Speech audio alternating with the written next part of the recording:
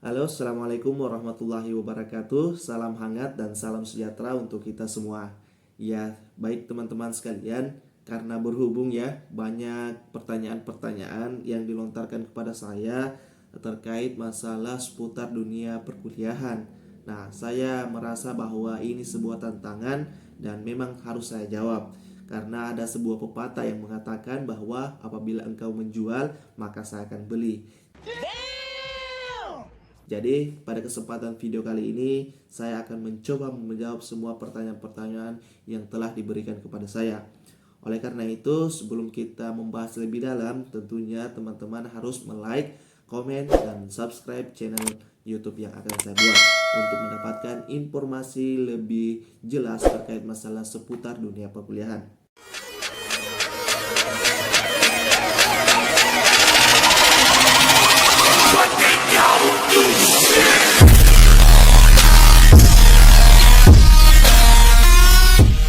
Baik teman-teman sekalian, jadi pertanyaan-pertanyaan yang pernah dilontarkan kepada saya itu ada banyak hal ya teman-teman. Nah, untuk hal ini saya akan merunut beberapa poin untuk terlebih dahulu sebagai awal dalam pengenalan kita ataupun dalam penjelasan pada video kali ini. Nah, untuk awal video saya akan membahas tentang bagaimana sebenarnya skripsi itu ya, karena banyak pertanyaan yang saya temukan di luar itu tentang pertanyaan bagaimana menyelesaikan skripsi ini. Ya, karena pengalaman saya bahwa pengerjaan skripsi itu mungkin secara pribadi saya ya, mungkin tidak terlalu rumit lah, karena ya kita kalau misalnya kita sudah mengetahui struktur ataupun mekanisme dalam pembuatan skripsi ini akan lebih mudah. Namun ketika kita tidak mengetahui bagaimana sistem yang akan kita gunakan pada penyusunan itu, maka kita akan kewalahan ya teman-teman. Nah, ini salah satu poin penting yang harus diperhatikan.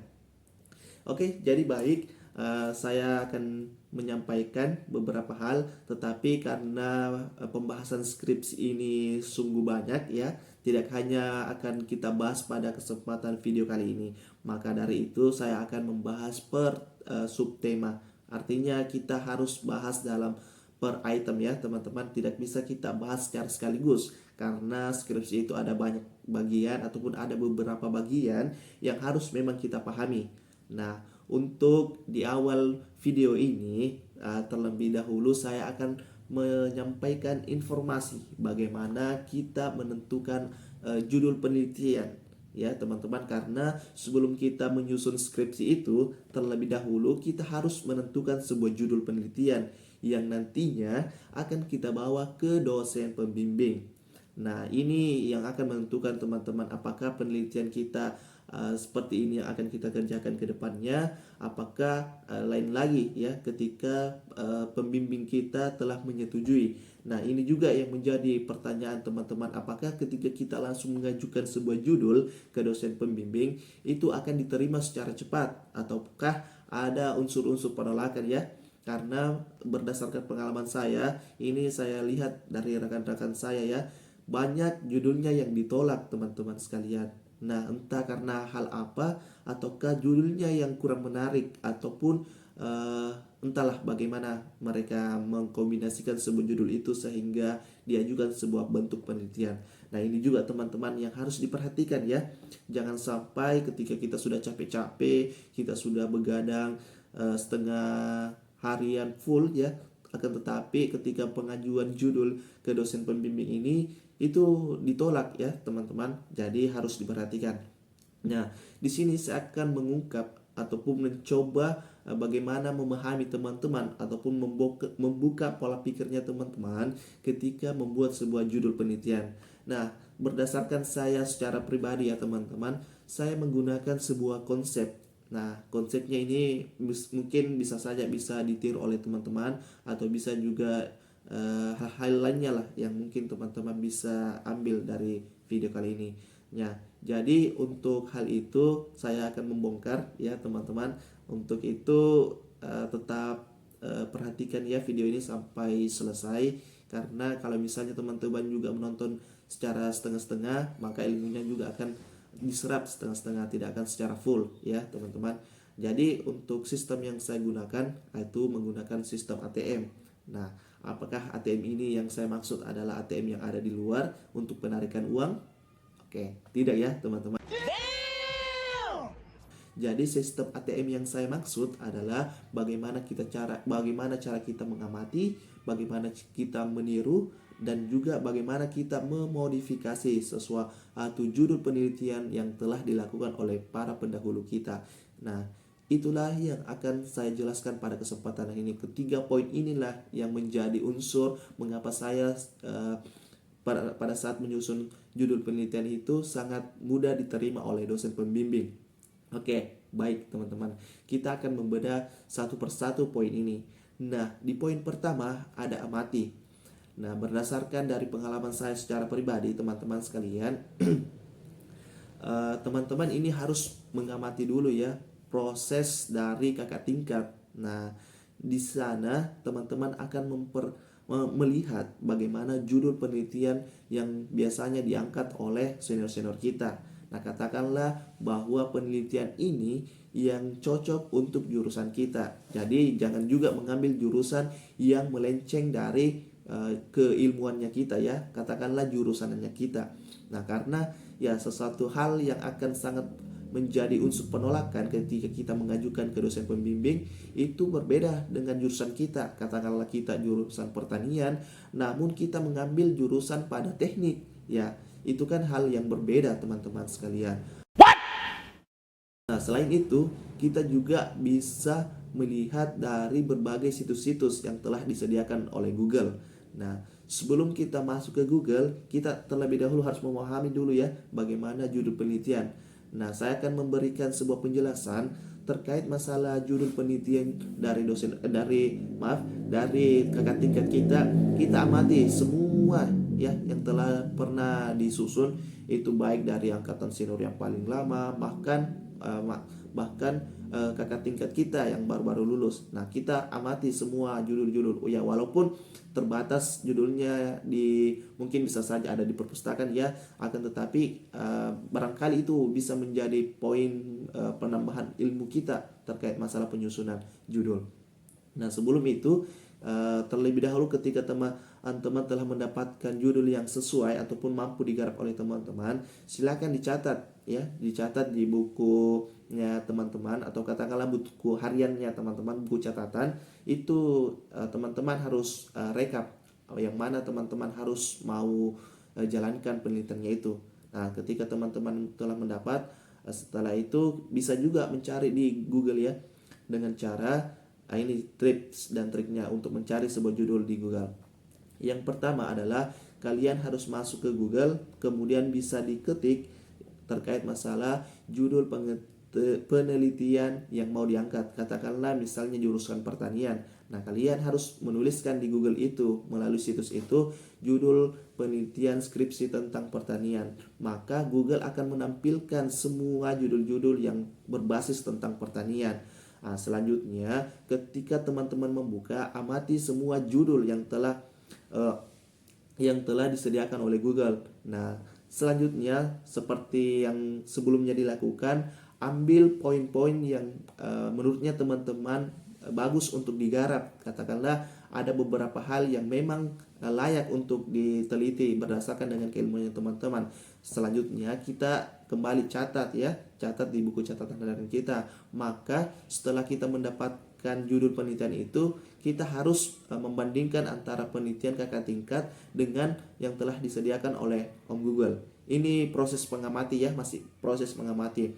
Nah, kita rembukan dia bahwa ini yang pantas dan kita kembali pilah-pilah apakah ini yang sesuai dengan keilmuan atau dan lain-lainnya ya, teman-teman. Selanjutnya masuk poin kedua, yaitu tentang tiru. Nah, di sini teman-teman sebenarnya judul itu bisa ditiru ya, baik yang telah diselesaikan oleh yang telah diselesaikan oleh kakak tingkat kita dan juga yang telah tadi disediakan oleh Om Google. Nah, di situ sebenarnya kita masih bisa meniru, akan tetapi nanti di poin modifikasi ini yang telah akan membahas secara keseluruhan. Nah, akan tetapi di poin kedua ini kita akan merubah beberapa poin yang disampaikan dalam judul sebelumnya. Nah, kita tidak boleh terlalu menggarap secara keseluruhan dengan mengambil judul penelitian yang telah ada. Selanjutnya, inilah yang poin penting dalam merekap sebuah judul, yaitu tentang modifikasi, ya teman-teman. Nah, tadi kan saya sampaikan bahwa ada proses amati, ada proses tiru. Nah, disinilah sebenarnya ramuan yang harus kita signifikankan ataupun kita harus idealkan terkait masalah modifikasi ini. Karena di poin modifikasi inilah akan terbentuk sebuah judul baru. Katakanlah bahwa tadi kan kita sudah telah menulis beberapa judul yang berdasarkan dengan minat dan bakat kita ataupun kemampuannya kita, ya teman-teman. Nah, di situ kita melihat, misalnya kita mengambil 3 judul ya, karena berdasarkan pengalaman saya bahwa ketiga judul inilah yang nantinya akan diangkat ataupun disampaikan kepada dosen pembimbing. Nah, begitu ya teman-teman. Nah, selanjutnya ketiga judul itu kita modifikasi terlebih dahulu ya teman-teman, sebelum kita ajukan ke dosen pembimbing. Ya, katakanlah kita telah memilih dari beberapa judul yang telah kita temukan. Kemudian kita kita jadikan menjadi 3 poin besar yang nantinya akan kita modifikasi. Setelah terbentuknya ketiga judul ini, kemudian kita modifikasi. Katakanlah modifikasinya seperti apa. Nah, kita lihat lagi judulnya ya teman-teman, bahwa kalau misal dia mengamati tentang seluk-beluk bagaimana proses terjadinya tanah secara mungkin ya, karena kebetulan background saya bukan pertanian, jadi saya tidak terlalu paham ya. Jadi cari pembanding antara judul yang telah diajukan oleh pendahulu kita, katakanlah kakak-kakak tingkat kita, kemudian cari dengan perbedaan-perbedaan lain. Katakanlah misal dia telah meneliti poin A, misalnya tanah, kita bisa menggantinya dengan air, katakanlah seperti itu ya teman-teman. Nah, ini bisa menjadi judul yang baru lagi ketika kita mau mengangkat judul tersebut. Jadi tidak ada hal yang menjadi landasan mereka ataupun katakanlah kakak tingkat kita untuk melakukan banding ketika judulnya diangkat. Nah, di sini kita menjadi asas perlawanannya kita ketika ada yang menjadi pembeda terkait masalah judul sebelumnya dengan judul yang kita angkat. Karena sedikit penyampaian informasi kepada teman-teman bahwa judul penelitian itu akan menjadi baru ketika ada hal yang menjadi pembeda antara penelitian yang satu dengan penelitian yang dua. Nah, itulah teman-teman.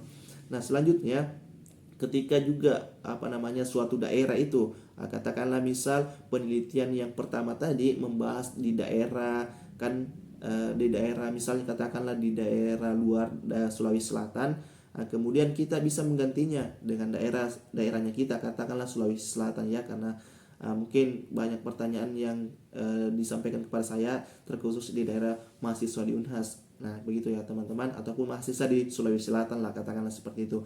Nah, itulah yang menjadi unsurnya kita ataupun yang menjadi pembeda, katakanlah seperti itu teman-teman. Jadi ketika teman-teman mau menyelesaikan sebuah judul, seperti itulah konsep yang ideal untuk menyusun judul penelitian. Karena ya teman-teman juga akan merasa pusing kalau misal tidak ada metode yang digunakan untuk menyusun itu. Katakanlah hanya sekedar ya pasang nama ataupun merangkai kata-kata yang nantinya akan tidak jelas ya mau kemana arah penelitiannya kita. Karena penelitian itu harus jelas ya teman-teman, apa yang mau diselesaikan, apa yang mau kita kaji, dan seperti apa bentuk-bentuk yang nantinya akan kita sampaikan.